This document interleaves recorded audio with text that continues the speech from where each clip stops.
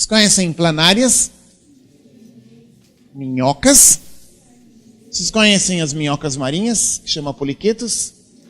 Então, no tempo que tinha oceano aqui em Ribeirão Preto, lá no Carbonífero, a gente conhecia poliquetos por aqui, mas agora não tem mais oceano, então, nos últimos 200 milhões de anos, ninguém encontrou poliqueto aqui em Ribeirão Preto. Mas tem minhoca.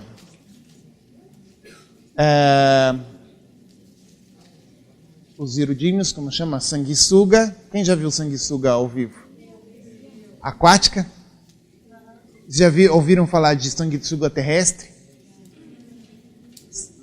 Só que não tem no Brasil. Uma vez eu estava fazendo... Isso. E tem umas terrestres, umas sanguessugas terrestres que elas percebem presença de vertebrados, mamíferos e tal, então elas começam a se deslocar sobre o chão, em floresta, a gente ouve até o barulho, elas se aproximando. Aí elas sobem e aí elas penduram, elas vão sugando, não vai. Não, ela tira direto do corpo, faz um buraquinho sem deixar dor na gente, aí começa a sugar. Aí uma vez eu sentei no carro, a hora que sentou no carro, ficou um sangue danado, sangue aqui. Aí eu tinha esmagado uma coitada de uma sanguessuga. Foi bem trash a experiência. Muito bem, agora eu tenho outra pergunta para vocês. Existe ordem na natureza ou a natureza é uma bagunça? Que tipo de ordem vocês conhecem na natureza? Oi? Isso, a pirâmide alimentar, que significa as plantas se utilizam de produtos que estão no meio, mais fotossíntese, aos fitófagos, aí os que comem os fitófagos, os predadores mais altos na cadeia. Isso é uma forma de ordem na natureza. E não é que um dia um fitófago come planta, no outro dia ele ataca um leopardo. Então existe ordem. Ordem significa padrão, coisas que se repetem. Esse é o único tipo de ordem que vocês conhecem? Que outros tipos de ordem? Isso. Como eu falei, natureza, a resposta está certa, porque a parte geológica e hídrica da natureza também é natureza. Mas entre os organismos, a seleção natural é uma forma de ordem, é um processo que cria ordem. Mas eu estava pensando se entre os organismos existe ordem, existe estrutura. Isso. Tem filo, ordem, classe. É isso? O que quer dizer isso? O que quer dizer isso? Que existe isso, uma ordem taxonômica. O que quer dizer isso? Boa. O que quer dizer isso? Quem tem pulmão tem vértebra? Posso fazer essa afirmação? Todo organismo que tem pulmão tem vértebra? Ou tem algum grupo que tem pulmão que não tem vértebra? Então, essa é a academia do raciocínio. Vou fazer as perguntas, vocês vão sofrer um pouco com as perguntas, não muito, e aí vocês vão exercitar o pensamento, porque é o tipo de pergunta com a qual vocês não estão acostumados. Então a pergunta é, todo organismo que tem pulmão tem vértebra? Quem é que tem pulmão que vocês conhecem? Tipo, nós. Nós temos vértebra? Sim ou não? Sim. Quem mais que tem pulmão que vocês conhecem? Cachorro tem pulmão? Sim. Quem mais tem pulmão? Tem vértebra? Cachorro tem vértebra? Oh, sim. Quem mais tem pulmão? Cavalo. Cavalo tem pulmão? Tem vértebra? Quem mais tem pulmão? Oi? Cobra tem pulmão? Sim. eu vou provocar vocês, não quer dizer que eu vou induzir vocês. Por isso que vocês têm que estar espertos. Cobra tem pulmão? Sim, tem pulmão. Eu quero que vocês cheguem às conclusões. Não se deixem induzir pela minha pergunta. Cobra tem pulmão? Sim. Tem vértebra?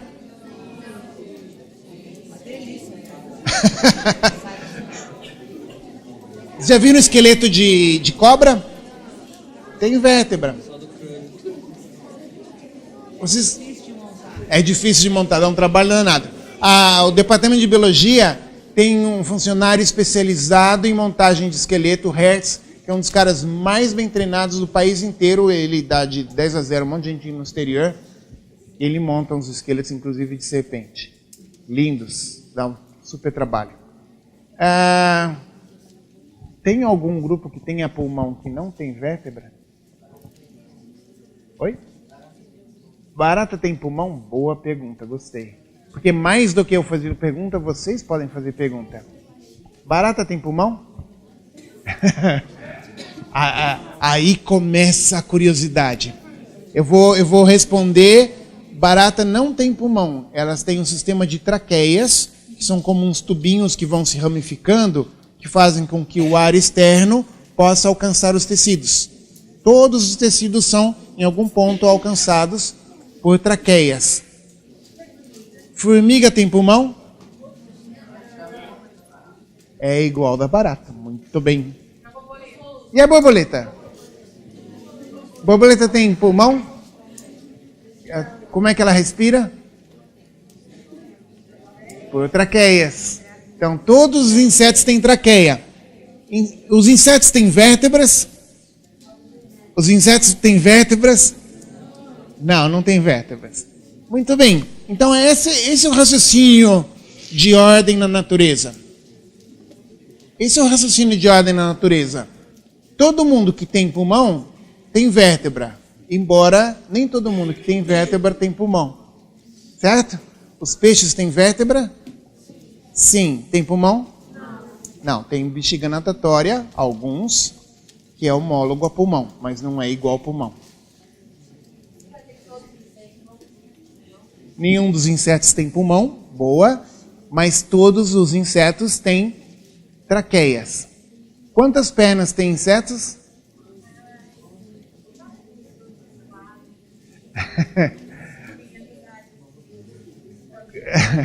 De modo geral, boa, bom comentário. De modo geral, quantas pernas têm os insetos?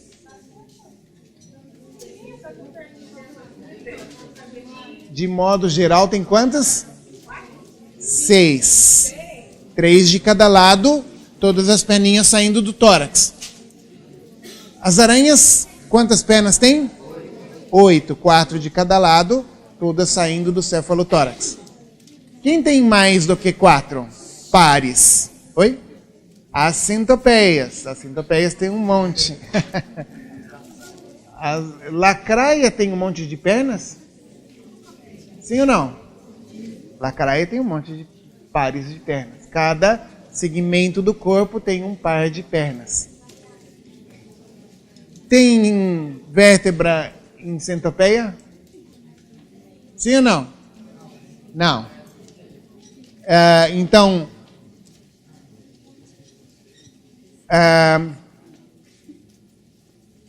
existe ordem na natureza, que é a ordem ecológica, mas existe uma ordem taxonômica. Por isso que a gente fala de grupos de espécies, que recebem até um nome, porque todas essas espécies que estão num grupo compartilham certas características. Nós começamos com macacos. Os macacos têm pelos? Todos os macacos têm pelos? Todos os macacos têm pelos, embora tenha áreas do corpo que não tenham pelos. Todos os animais com pelos têm pulmão? Todos os animais com pelo têm pulmão. Todos os animais com pulmão têm vértebra? Sim. Todos os animais que têm vértebra têm direita e esquerda? Lado direito, lado esquerdo? Sim. Portanto, existe ordem na natureza. E é disso que a gente vai falar daqui até o final da aula. E vocês vão ver como é legal entender essa ordem, e ela é super fácil de entender. Agora eu vou fazer uma pergunta que ela é meio capciosa. Qual é a espécie que, do ponto de vista de estrutura, é a mais simples que vocês conhecem?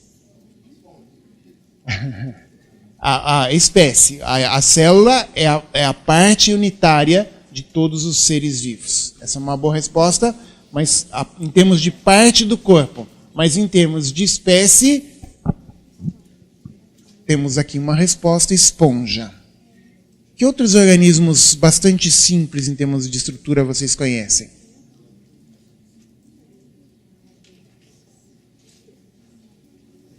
Água-viva serve. Água-viva é simples, né? Não tem caracol, etc. A ameba é animal. Quantas células tem uma ameba? Uma. Então, por definição, os animais são multicelulares. Então, todos os animais têm muitas células. Muito bem, então agora eu vou começar a fazer uns desenhos aqui. Eu queria que vocês se despreocupassem com os nomes. Não é para ninguém decorar ou se preocupar. Vou escrever um palavrão aqui. Coanoflagelata.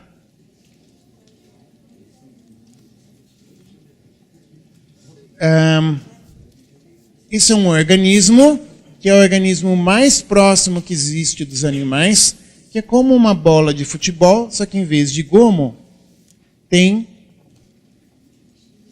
coanócitos. Tem células que tem tipo de um colarinho.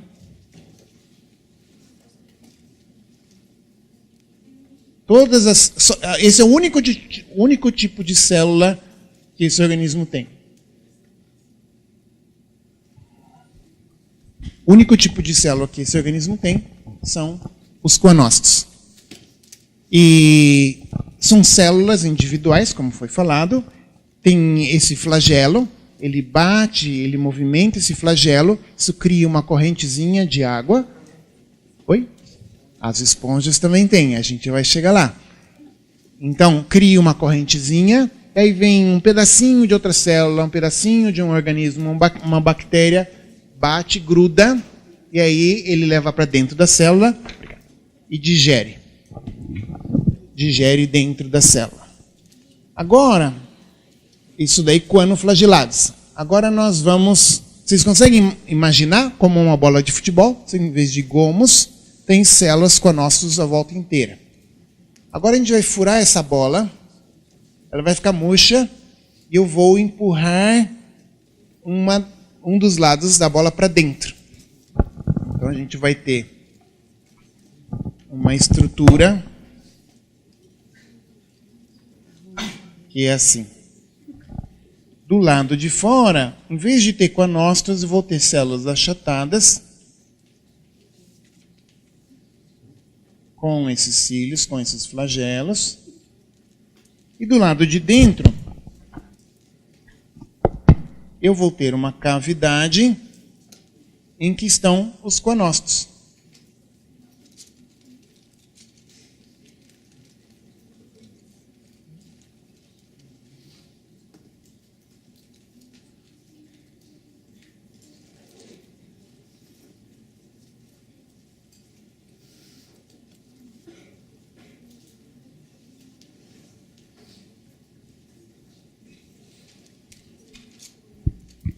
Então, em vez de ter os coanócitos, esse tipo de célula do lado de fora, a volta inteira, eu empurro uma bola murcha para dentro, vou manter os coanócitos do lado de dentro e tem essas células achatadas do lado de fora.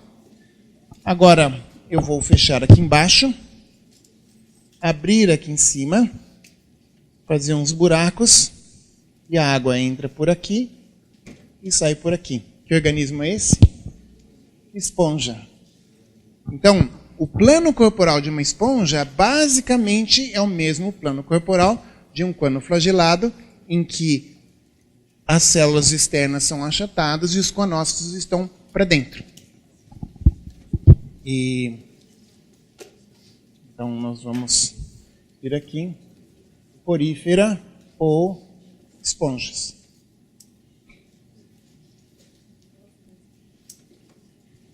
Próximo grupo mais simples que tem,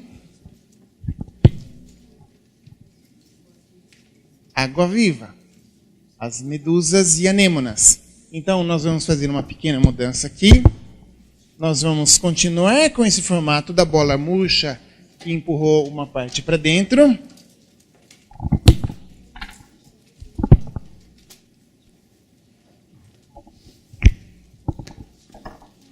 Só que a gente vai fazer uns tentáculos. O que a água viva come? É um animal, certo? Então não faz fotossíntese. Ela precisa comer, se alimentar. Os conoflagelados comem bactérias, pequenos pedaços de organismos que estão meio apodrecendo. As esponjas também. Mas as anêmonas e as medusas comem o quê? Oi?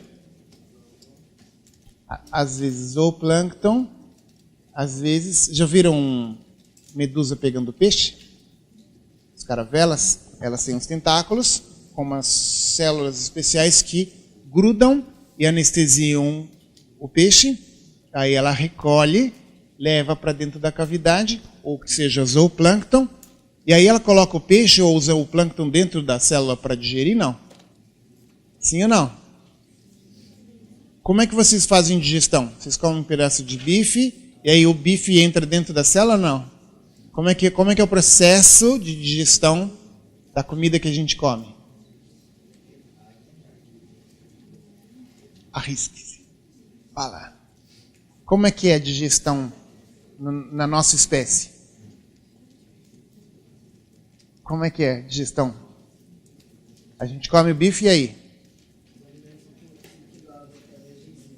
Então tem substâncias, proteínas especiais, chamam-se enzimas, é isso?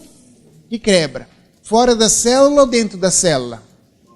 Fora. Quando o alimento é quebrado bem pequenininho, aí passa para dentro da célula e termina o processo de digestão.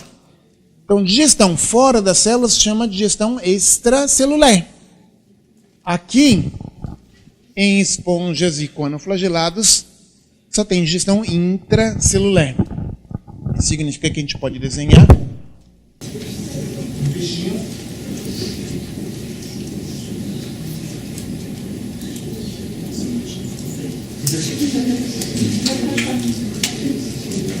O peixe não pode cair, né?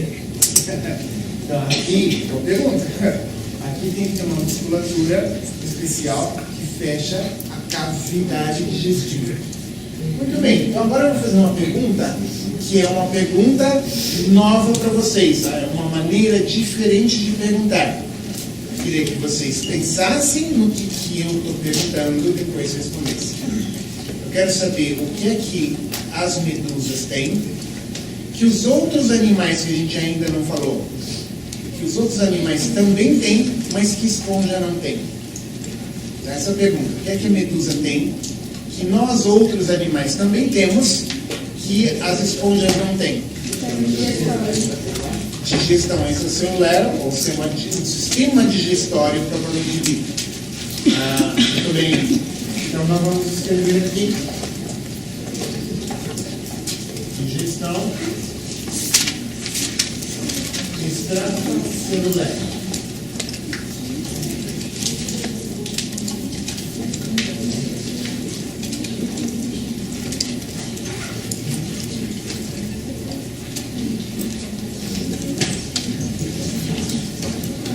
Vamos dar um passo atrás.